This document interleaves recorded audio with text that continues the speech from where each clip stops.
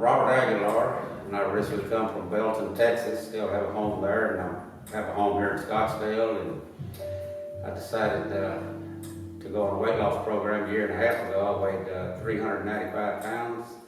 Today I'm down to 204.5. It's been a long journey, and after I lost a considerable amount of weight, my doctor suggested I start exercising. And so I was at the doctor's office, and I found this magazine that had this guy with a tattoo all over his body on the cover, so I read it. And so I looked up the address. It was a different company. I went there for 2 weeks, worked out, and then I came out here to see Sam. And man, I'll tell you what, I said, no, I'm coming to this studio because of the workouts that they have, plus the sauna, which is a benefit. So anyway, going back to the other place, the first time I worked out on a CorePump machine, I ordered one, had it shipped to Texas so that I could have it there. When I'm here, I'll come out here to the studio and do a good workout. When I'm at home, and I'll know the exercises, I'll have videos to watch to make sure I'm doing the exercises right. And so I'm toning up. I can't believe the body fat that I've lost. I started out, I believe, around 35%. Now today I'm down to 11.4% body fat. And I eat very healthy. I don't eat anything fried. Don't eat rice, potatoes, bread, things like that, desserts. But I eat very healthy.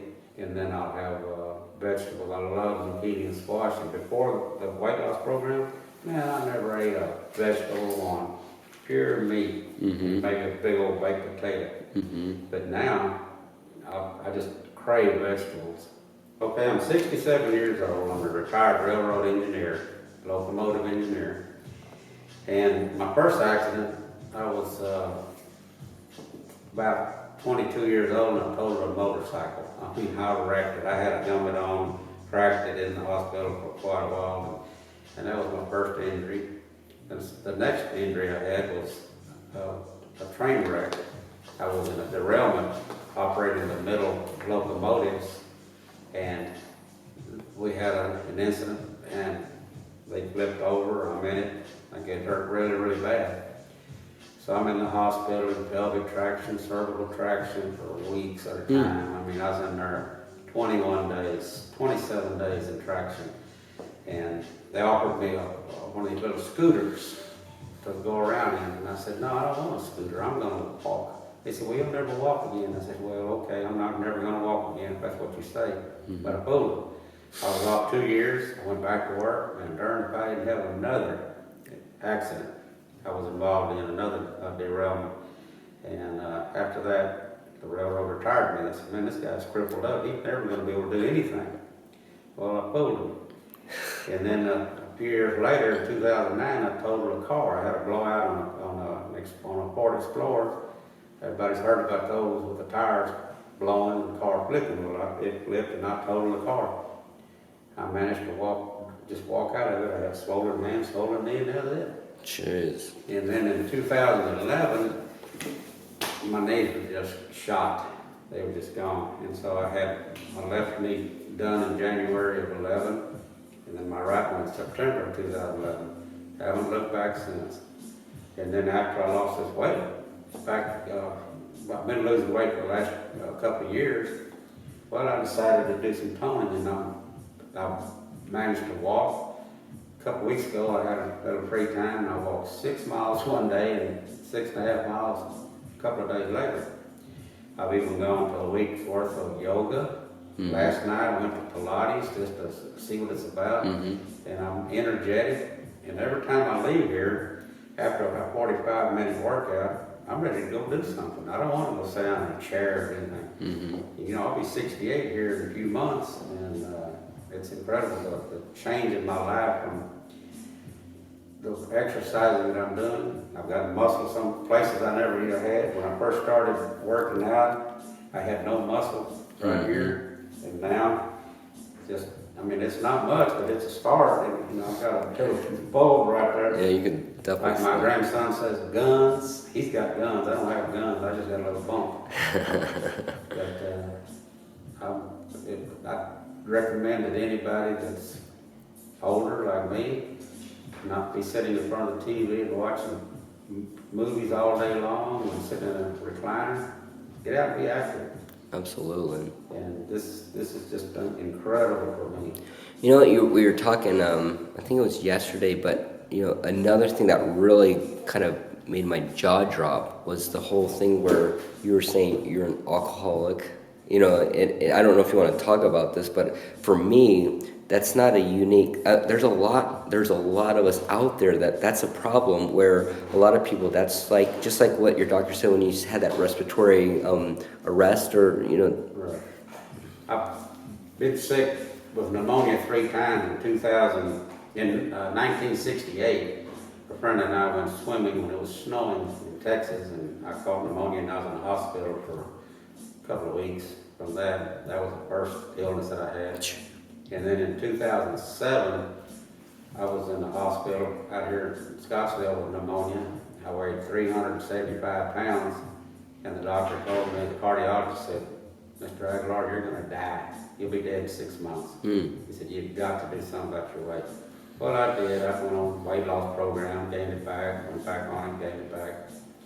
And then a couple of years ago, I was in the hospital in Texas with acute respiratory failure. I couldn't walk 10 feet. I walked into the hospital and it wheeled me out. And there again, they told me I was going to die. And I said, okay. Couldn't breathe. But I said, and I fooled him. I fooled him. I started walking. I started doing things. And now that I've decided, you know, to lose the weight this time, I had a visit with my cardiologist this past week. He was stunned. If he didn't give me a dozen high fives and handshakes, he didn't give me one. The guy was just so impressed. He said, wow. He said, you really transformed. He said, I really thought that you were going to die. Yeah. But I didn't. I'm still here. I guess I've got a purpose. So, yeah. Something you mentioned a minute ago about drinking. I was an alcoholic. I started drinking when I was 14, and at the age of 29, I was told that I was going to die if I didn't quit drinking. And thankfully I did, because just 2 weeks ago, 2 of my friends buried their sons. One of them was 36, and the other one was 44, from drinking and alcoholism. And that was very hard to overcome. I still today have a little side effects from all that alcohol that I drank. You know, my stomach gets a little bit upset. I have to deal with it. So just overcoming that alcoholism was incredible. Well, what kind of got me is you were like saying that you would wake up puking blood, and that you basically like made a deal with God, like if you let me see morning, I quit. I'll share that with you. I threw up blood every day for 6 years. I was in the hospital, at the Santa Fe Railroad Hospital in Texas. I was in there 7 times with alcohol-related issues. On the 7th visit, the hospital administrator, the chief surgeon, and the union representative came in and said, "Mr. Aguilar, this is it. We will not treat you in this hospital for alcohol-related issues again." So I said, okay. They said, "You will be dead." I was 29, 30 years old. I said, "You will be dead. Not too far along in the future." I said, okay. So I went to Corpus Christi to a convention, and I drank a lot. On the way home, I asked my wife to pull over on the side of the road. This was not late in the evening. And I threw up blood all over the ground. Looked up in the sky and said, "Well, I guess the time is now. If you will let me see daylight in the morning, I will quit drinking." And you know, from that day forward, I have not drank any alcohol. And the doctors, I had appointments with them, and they said, "You cannot quit drinking. You will die from alcohol withdrawal." I didn't need AA. I didn't need anything else. Me and the man upstairs, we made a pact, and I've kept my end of the bargain. So I'm still here to talk about it. And I was supposed to be dead at 35. Well, I'm nearly double that age.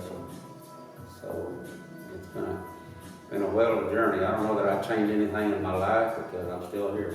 And let me tell you one of the things that really encouraged me to start losing the weight. That was 2 years ago.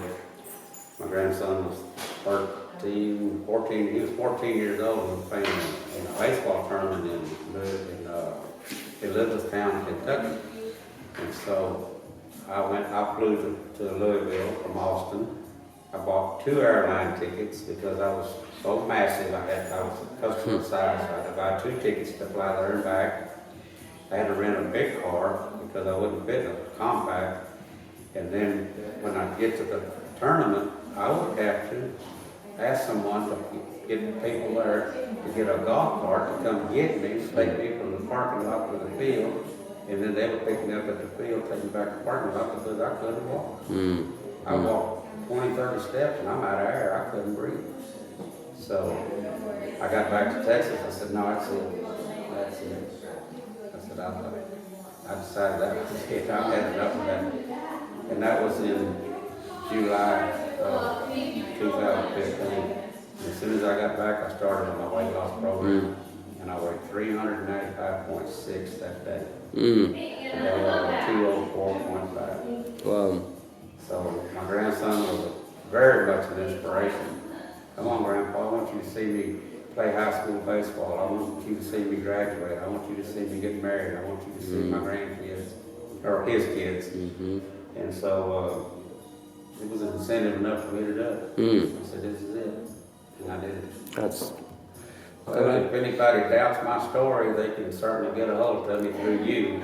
And if Sam tells me that someone wants to talk to me, I'll be happy to return the call. Absolutely. Or an email.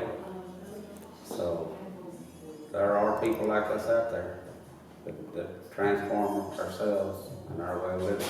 I mean, folks, I was 70 inches around. I wore a size 66 blue jeans. Today I wear a size 34. I was wearing a 6X shirt. Today I'm wearing an extra large. And it's just unbelievable. I can go to Macy's, I can go to any store and buy a shirt off a rack. Before I was having to go to the big guys shops. Casual Male loved me. And I had a lot of 5X, 6X shirts. And when you get to wear a 6X won't button, you're in trouble. I've got slacks that I can put on now that big. It's just unbelievable. Size 66 slacks. I bought a suit, 66, and I couldn't button it. Jeez. So I was huge. I was massive. You know, something that we. You know, when you're 5'8" and you weigh nearly 400 pounds, and your hygiene can get pretty bad. I was showering 2-3 times a day. And in Texas, as humid as it is, Lord, sometimes 4 times a day. And when I'd use the bathroom, I would have to take a shower because I wasn't able to really do a thorough job of cleaning myself. And when I talked to my weight loss doctor recently, I said, you know, it's just awesome that I can take care of myself the way that I do.